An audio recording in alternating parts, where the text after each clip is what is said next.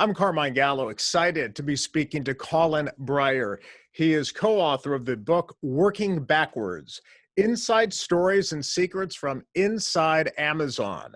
Colin knows these secrets because he has spent 12 years on Amazon's senior leadership team, 2 years as chief of staff to someone you might have heard of, Jeff Bezos.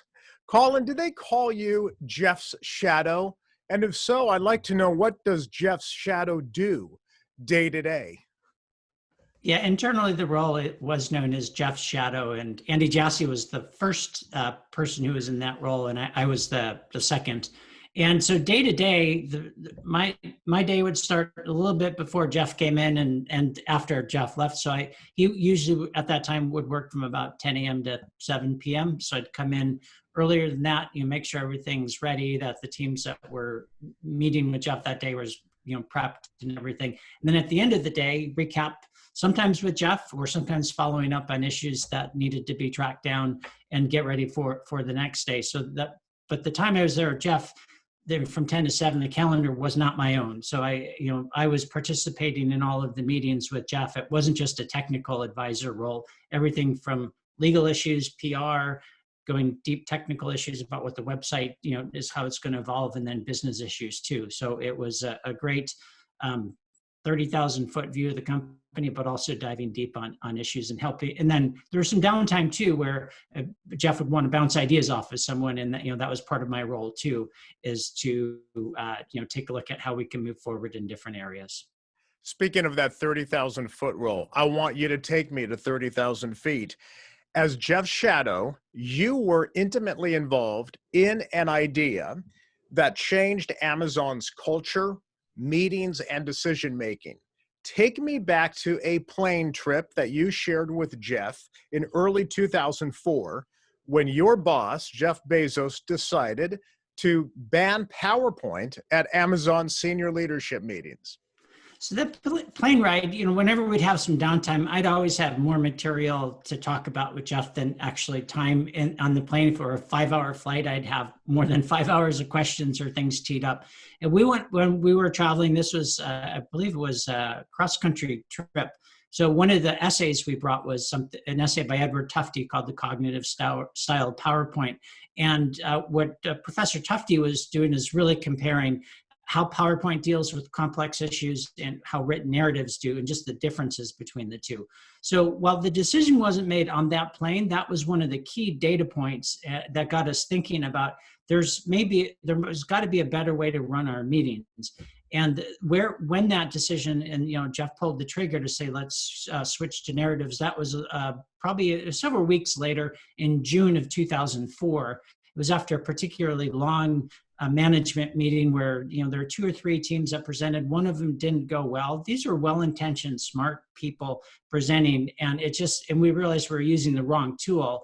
And it was, I talked about the bookends of the day, and one late in the day or evening after the day, Jeff and I were chatting, and he said, "Let's make the decision right now."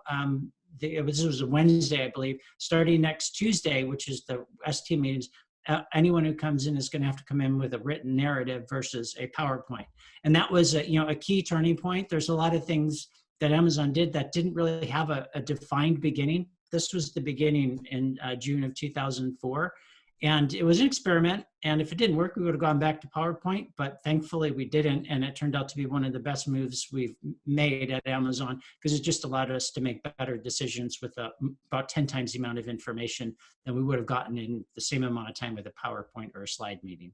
Yeah, and let's be clear, a narrative, a 6-page narrative, it could be 4 pages, could be 2 pages, depending on the length of the meeting and the topic. But it's written in narrative form, meaning subjects, nouns, verbs, sentences, paragraph. Sort of the way we used to communicate, right, Colin? Yeah, it was a retro invention. We went back to what actually worked before, and I'm not sure how slides kind of took over making complex decision making in the corporate world, but it did. And we realized this is one case where you could go back a few steps and consider it an innovation, which it was, and helped Amazon succeed quite a bit, making better decisions with complex issues. I want everyone watching to understand the power of narrative and why this method is so critical. Andy Jassy, who was named to Amazon CEO, Jeff moving aside to take on executive chair, a more strategic level position at Amazon. Andy Jassy is not a household name, but what he built touches every household, whether people know it or not, because Amazon Web Services, the cloud computing division at Amazon, powers and hosts Netflix, uh, ESPN, LinkedIn, thousands of other sites. So AWS actually does touch your life each and every day. But Colin, I don't think a lot of people realize that the same narrative process that you and I are talking about, that Jeff started changing on that plane trip that you took, that same narrative process inspired AWS and took it from idea to reality. And here's what I read. In 2003, Andy Jassy, again, he was building AWS, had to present a 6-pager to Jeff and to Amazon's board. He acknowledged that he was nervous about it. He had to draft 30 times. He had 30 drafts. Were you Jeff's shadow at that time, or did you recall anything about Jassy pitching Amazon, what became Amazon Web Services? So I was Jeff Shadow at that time, and what Jeff had met with Andy and the different services that we were thinking that would eventually be comprised of AWS on, once every week or so. If you took a look at Jeff's calendar, about half of it was focused on businesses that had a revenue of zero, the digital business and AWS. And so we met with Andy and the respective teams. They were very small teams at that point, to go over narratives of what would eventually become something like S3, which is AWS's storage product, which is one of the first ones, EC2, which is their compute service. And it's obviously those are very large individual businesses and services in and of themselves. But all of those were narratives. We were reviewing 6-page narratives on individual components of defining what cloud computing was, because the cloud computing wasn't really a term back then. We were using the narrative process as a discovery journey to really figure out what we wanted to build. And so when Andy presented that to the board, it was really a distillation of those sets of narratives on compute, on storage, on services that actually eventually didn't see the light of day. But it was together, we knew that there's this web services paradigm that could turn into something, had the potential to turn into something big. And we were in a pretty good position to go capitalize on it. We wanted to move fast. And then we took the narrative process that we had developed for those S-team meetings and said, well, it's working so well, let's use it at board meetings too. That's extraordinary that AWS was not pitched using PowerPoint. It was pitched using sentences, words, nouns, verbs, and paragraphs. It was, and what I think another remarkable thing, it wasn't presented using prototypes and code to say, let's throw something out there and make it stick. I had software engineers come up to me and say, hey, can you tell Jeff we get paid to write software code, and we're writing documents right now. We're really itching to get something out there. But both Andy and Jeff knew that we hadn't fully defined it yet. And this was something that once it was launched, it would be a deep relationship with the customer. Customers would be placing a lot of trust of their business operations with Amazon. So it had to work from the get-go, from day one. And when it scaled, it had to get cheaper, more reliable, and better as it scaled. We realized that we hadn't gotten there yet. So we had some inventing to do. And so the narratives, took place over slides, and actually writing a lot of computer code and throwing something over the fence and launching it and seeing how it stuck. So it's very hard and difficult to modify a revision 2 of software that's already out there when you've got an existing business and you have a lot of bugs to fix. Colin, I'd like to address another topic that I think is important for all leaders and aspiring leaders, and that is the power of books. Jeff Bezos is said to be a voracious reader. Tell me about this book club that he started and how his reading habit resulted in better decisions for Amazon and its future growth? When I started as Jeff's TA or Jeff Gatto, one of the things that we had talked about was getting the S team, his direct reports, more technical, because a lot of the work we were doing was, software was an enabler to what we were doing. And we had a lot of great operators and business folks, but needed some extra knowledge about what does it take to build robust, highly available and scalable software. And so he asked me to come up with a list of books to read. And, I worked with a bunch of my contacts, and I started in the software group to come up with an initial list of books. But the topic really, the overall theme was, how do we get the S team to become more versed in software development? And so we read books like Mythical Man Month, Peopleware, the Dynamics of Software Development were a couple of the books that we started. But one of Amazon's leadership principles is learn and be curious. And so the book club kind of morphed on what are the next set of topics that we want to learn about, and so we can get better and improve on. And so we moved on to other topics, and the goal was another book that we read, which is all about how to manage bottlenecks. It's more a logistics and operations book. We've read books on customer service. Zingerman's Deli, it's a short book, but it's how you can amaze the customer and delight the customer. So the topics did morph over time, but it started first of all on how to get the S team more technically versed in building software. Yeah, I see a list of some of the books that Jeff and the leadership team read. Mythical Man Month, like you said, which is a classic, I believe, among software engineers. The Goal by Ellie Goldratt, which is the theory of constraints. The Effective Executive by Drucker, Clayton Christensen on innovation, and many, many more. It just reminds me, Colin, of something that I've noticed in 20 plus years of studying leadership and writing about leadership. Maybe you can add some perspective. The most effective leaders read not just a little more than everyone else, but immensely more than everyone else. I don't think it's just a cliche to say great leaders are readers. They really are.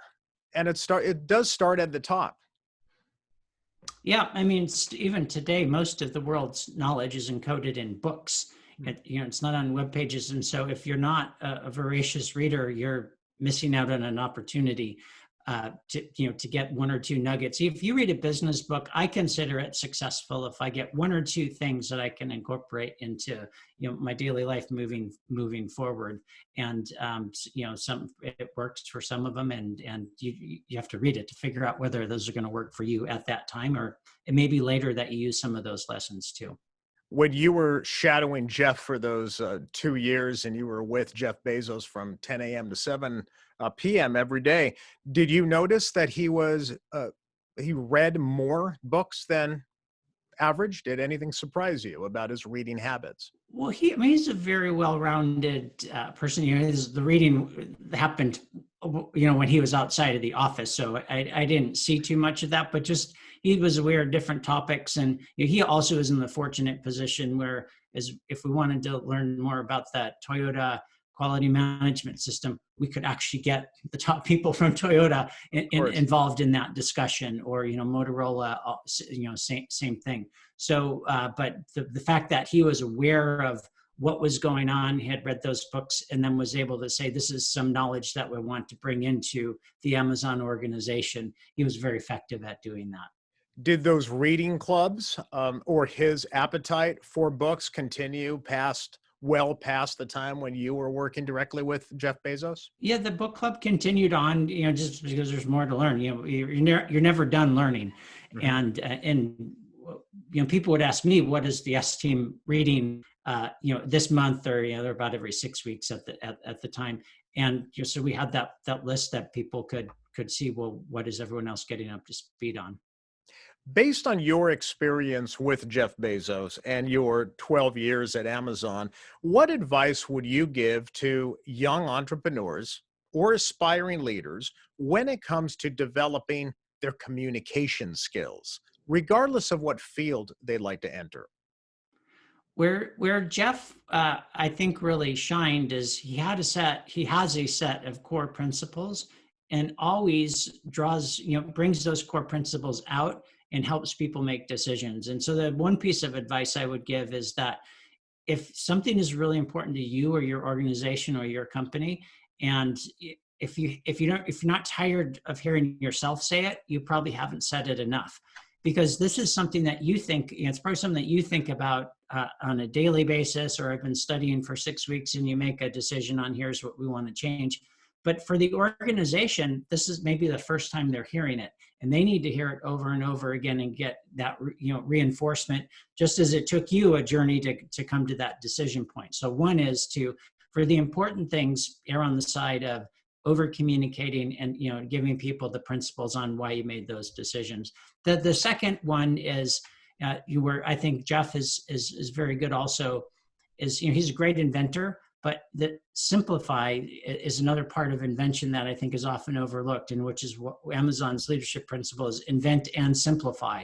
So you can come up with a great complicated idea, and that's hard and it's not very actionable. So if you're going to propose something, make sure it's simple and actionable. And that invention is also simple and actionable. And if it's not, go through a couple more iterations before you introduce that type of change or invention to the organization or group. Jeff Bezos is an extraordinary simplifier. I think his shareholder letters every year is an example of how he takes complex ideas and simplifies them and makes them easy to understand. Colin, would you agree with that? And does Jeff write his own letters? Yeah, those letters are, I think, going to be one of the legacies that he's left every year. They're so much fun to read, and they really they show the journey of Amazon too. On some of those things that Jeff mentions in the letters are things we didn't know going into that year or prior years before, but it was just knowledge that Amazon gained. So there's a lot in those letters that are very useful to people outside of Amazon too. And it is Jeff's style of writing that's in there. And you would be the one to know. They're not ghost written, are they? Jeff writes he writes every word of those letters. I can't say I haven't seen the latter batch of letters. I've been gone from Amazon for a while, but sure, it is Jeff's style and voice that comes through. So I would be surprised, if that has changed. Yeah. Just terrific. I have watched, Colin, I've just one more thing now that we're speaking about the new leadership at Amazon, Andy Jassy. Again, I don't think a lot of people know him. I've actually done some webinars for executives at AWS. So I had an opportunity to really study Andy Jassy very carefully. He gives these major public keynotes every year at a monster conference called I think it's called reInvent. reInvent, which is the AWS conference. He's an extraordinary presenter. I wonder where he gets his skill as a public speaker, as a presenter. He's actually very, very good, and people will see more of him. Yeah, one of Andy's skills is to be able to dive deep. You can be a good presenter if you know the material inside and out. And if you don't know the material inside and out, or you're not familiar with the services or the customer relationship, or where things are going, it's a lot harder to present, or you just go high level and it's more of a rah motivational speech. Sure. So I think that is one thing. Andy definitely dives deep into the business. If I had a job description for Amazon's new CEO, it would be fully steeped in Amazon's leadership principles, be able to work with very small teams and dive deep, as well as manage multi-billion-dollar organizations, and bonus points for building a $10 billion business faster than Amazon. And he checks all three of those. AWS grew from $0 to $10 billion faster than Amazon. The company went from $0 to $10 billion. So you don't get there by accident. And so Andy he's well positioned for this new role too. There are so many fascinating stories within Amazon, and you capture so much of it in your new book, Working Backwards. So I hope everyone reads it, not just people who work in an enterprise, but it's an entrepreneurship book. It's a leadership book. It's an innovation book. So thank you for writing it along with Bill Carr, another former Amazonian. Colin, nice to meet you. Thank you so much for telling us more about the inside secrets of Amazon. Oh, thanks for having me. It's a pleasure to chat with you.